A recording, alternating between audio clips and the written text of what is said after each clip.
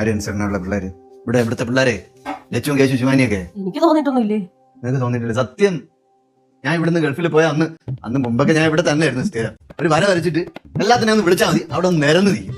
എന്റെ തലവട്ടം മാഞ്ഞ് പിള്ളേർ തൊലഞ്ഞ് എവിടെ കയറി ഓടി.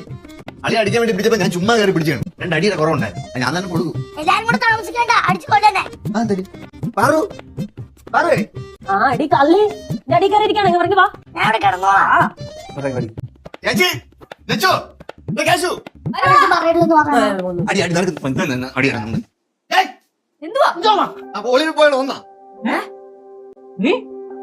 നേരത്തെ എങ്ങോട്ട് മുങ്ങിയത്?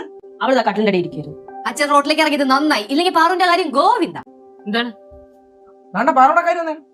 ഞാനെന്ത് വേണം? ഞാൻ പറഞ്ഞാൽ കേൾക്കില്ലെന്ന് എനിക്ക് മനസ്സിലായി. ഞാൻ അച്ഛൻ പറയട്ടെ, അച്ഛൻ കൊടുത്തോളൂ. അല്ല, നീ എന്തിനാണ് ആ ഷീറ്റിന്റെ അവിടെ പോയി നിന്ന്? നീ അരി കൊടുക്ക.